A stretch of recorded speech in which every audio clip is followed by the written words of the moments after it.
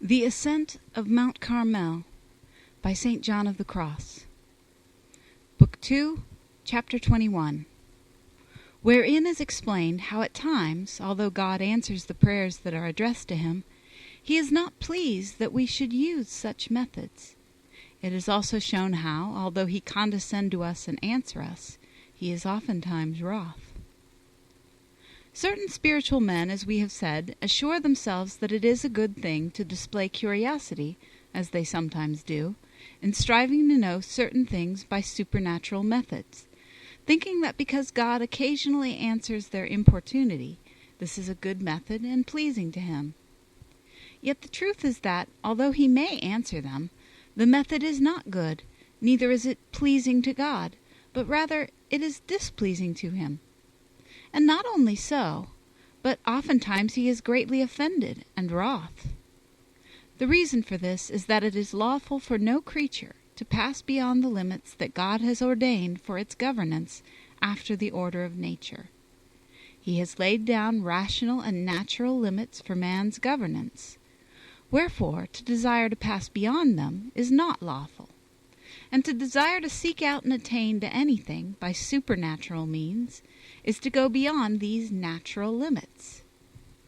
It is therefore an unlawful thing, and it is therefore not pleasing to God, for he is offended by all that is unlawful. King Ahaz was well aware of this, since although Isaiah told him from God to ask for a sign, he would not do so, saying, Non petam et non tentabo Dominum. That is, I will not ask such a thing, neither will I tempt God. For it is tempting God to seek to commune with him by extraordinary ways, such as those that are supernatural. But why, you will say, if it be a fact that God is displeased, does he sometimes answer? I reply that it is sometimes the devil who answers. And if it is God who answers, I reply that he does so because of the weakness of the soul that desires to travel along that road, lest it be disconsolate and go backward, or lest it should think that God is wroth with it and should be overmuch afflicted, or for other reasons known to God, founded upon the weakness of that soul, whereby God sees that it is well that he should answer it, and deigns to do so in that way. In a like manner, too, does he treat many weak and tender souls, granting them favors and sweetness in sensible converse with himself, as has been said above. This is not because he desires or is pleased that they should commune with him after that manner or by these methods. It is that he gives to each one, as we have said, after the manner best suited to him. For God is like a spring, whence every one draws water, according to the vessel which he carries. Sometimes the soul is allowed to draw it by these extraordinary channels. But it follows not from this that it is lawful to draw water by them, but only that God himself can permit this, when, how, and to whom he wills, and for what reason he wills, without the party concerned having any right in the matter. And thus, as we say, he sometimes deigns to satisfy the desire and the prayer of certain souls, whom, since they are good and sincere, he wills not to fail to succor, lest he should make them sad. But it is not because he is pleased with their methods that he wills it. This will be better understood by the following comparison. The father of a family has on his table many and different kinds of food, some of which are better than others. A child is asking him for a certain dish, not the best, but the first that meets its eye, and it asks for this dish because it would rather eat of it than any other. And as the father sees that, even if he gives it the better kind of food, it will not take it, but will have that which it asked for, since that alone pleases it, he gives it that, regretfully, lest it should take no food at all, and be miserable. In just this way, we observe, did God treat the children of Israel when they asked him for a king. He gave them one, but unwillingly, because it was not good for them. And thus he said to Samuel, audi vocem populi in omnibus quae locuntur tibi, non enim te objesserunt, sed me. Which signifies, hearken unto the voice of this people, and grant them the king whom they ask of thee. For they have not rejected thee, but me, that I should not reign over them.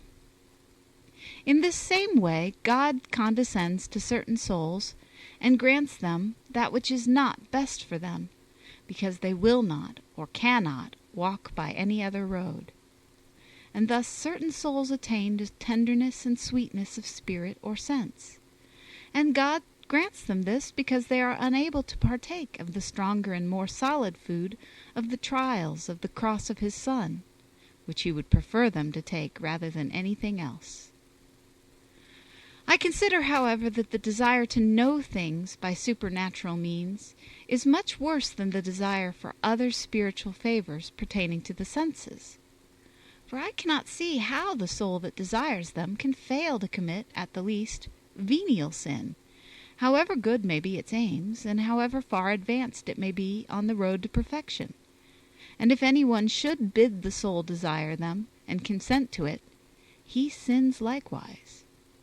For there is no necessity for any of these things, since the soul has its natural reason, and the doctrine and law of the gospel, which are quite sufficient for its guidance. And there is no difficulty or necessity that cannot be solved or remedied by these means, which are very pleasing to God and of great profit to souls. And such great use must we make of our reason and of gospel doctrine, that if certain things be told us supernaturally, whether at our desire or no, we must receive only that which is in clear conformity with reason and gospel law. And then we must receive it not because it is revelation, but because it is reason, and not allow ourselves to be influenced by the fact that it has been revealed. Indeed, it is well in such a case to look at that reason and examine it very much more closely than if there had been no revelation concerning it, inasmuch as the devil utters many things that are true and will come to pass, and that are in conformity with reason, in order that he may deceive. Wherefore, in all our needs, trials, and difficulties, there remains to us no better and surer means than prayer and hope that God will provide for us, by such means as he wills. This is the advice given to us in the Scriptures, where we read that when King Josaphat was greatly afflicted and surrounded by enemies, the saintly king gave himself to prayer, saying to God, Cum ignoremus quid facere debeamus, hoc solum habemus residue, ut oculos nostros dirigamus ad re. Which is as though he had said, when means fail and reason is unable to succor us in our necessities, it remains for us only to lift up our eyes to thee, that thou mayst succor us as is most pleasing to thee. And further, although this has also been made clear, it will be well to prove from certain passages of Scripture that though God may answer such requests, he is none the less sometimes wroth. In the first book of the Kings it is said that when King Saul begged that the prophet Samuel, who was now dead, might speak to him, the said prophet appeared to him, and that God was wroth with all this, since Samuel at once reproved Saul for having done such a thing, saying, Quare inquietaste me, ut suscitarer.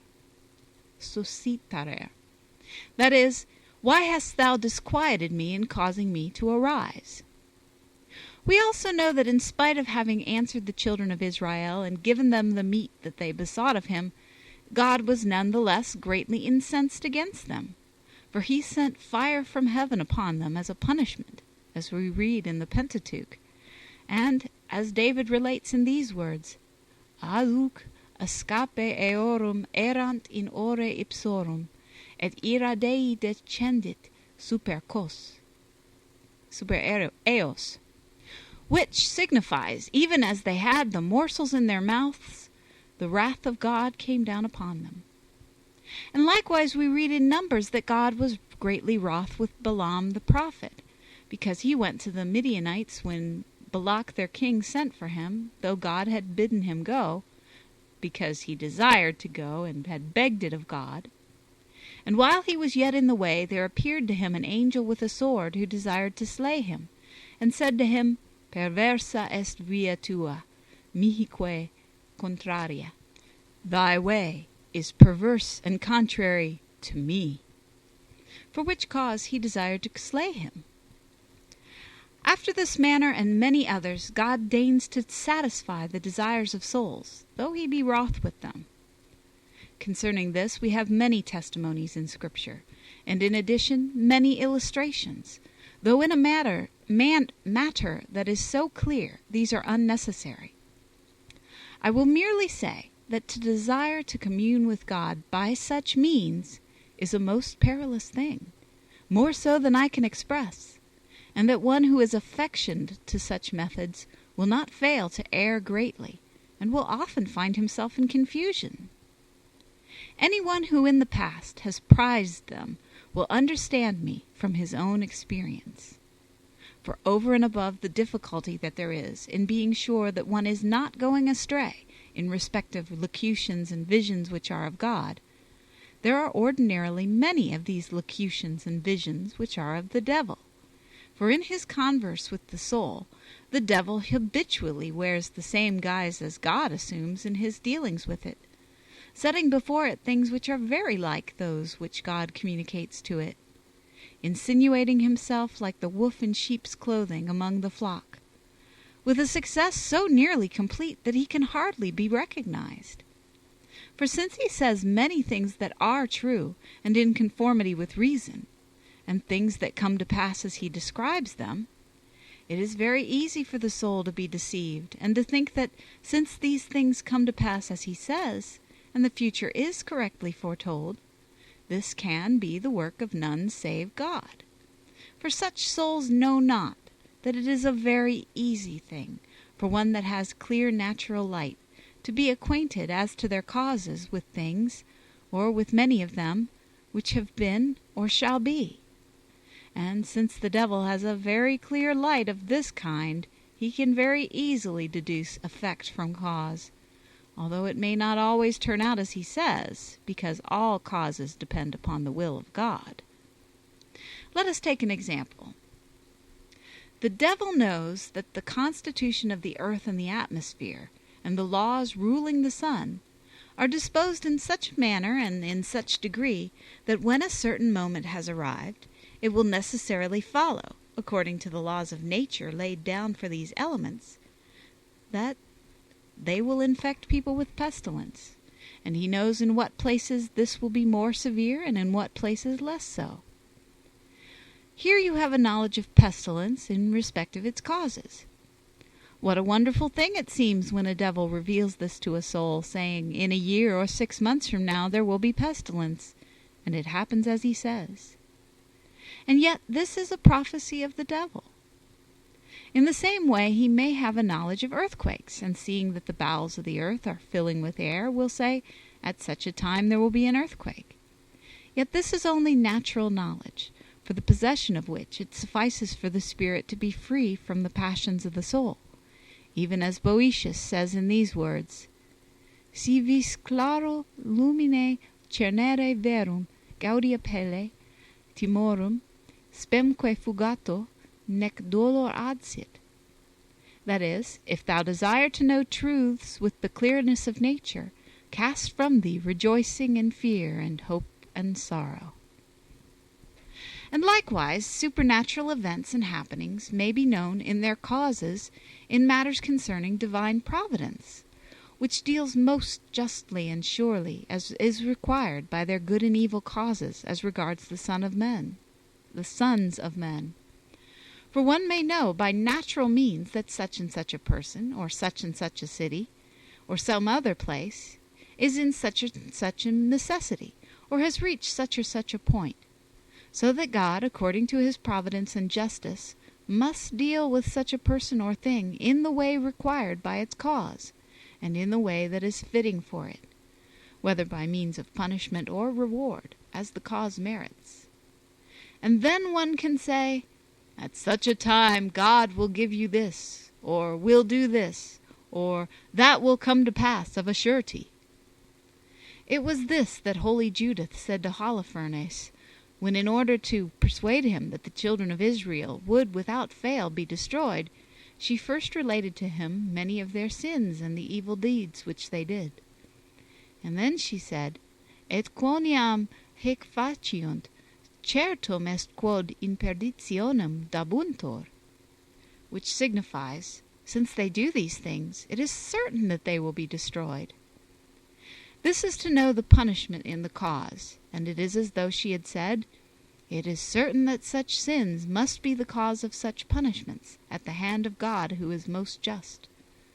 And as the divine wisdom says, "Per quae quis peccat, per hac et torquetur." With respect to that, and for that, wherein a man sins, therein is he punished. The devil may have knowledge of this, not only naturally, but also by the experience he has of having seen God do similar things, and so he can foretell it and do so correctly. Again, holy Tobias was aware of the punishment of the city of Nineveh because of its cause, and he thus admonished his son, saying, "Behold, son, in the hour when I and thy mother die, go thou forth from this land, for it will not remain. Video enim quia iniquitas eius finem dabit ei." I see clearly that its own iniquity will be the cause of its punishment, which is that it will be ended and destroyed altogether. This might have been known by the devil as well as by Tobias, not only by the iniquity of the city, but by experience, since they had seen that for the sins of the world God destroyed it in the flood, and that the Sodomites too perished for their sins by fire, but Tobias knew it also through the divine Spirit. And the devil may know that one Peter cannot, in the course of nature, live more than so many years, and he may foretell this, and so with regard to many other things, and in many ways that it is impossible to recount fully. Nor can one even begin to recount many of them, since they are most intricate and subtle. He insinuates falsehoods from which a soul cannot free itself, save by fleeing from all revelations and visions and locutions that are supernatural.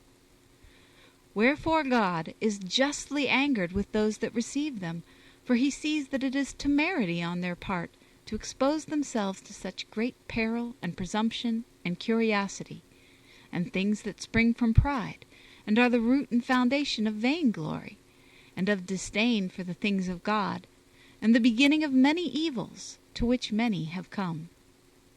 Such persons have succeeded in angering God so greatly that he has of set purpose allowed them to go astray and be deceived, and to blind their own spirits, and to leave the ordered paths of life and give rein to their vanities and fancies, according to the word of Isaiah, where he says, "Dominus miscuit in medio eius spiritum vertiginis," which is as much as to say, "The Lord hath mingled in the midst thereof the spirit of dissension and confusion," which in our ordinary vernacular signifies the spirit of misunderstanding.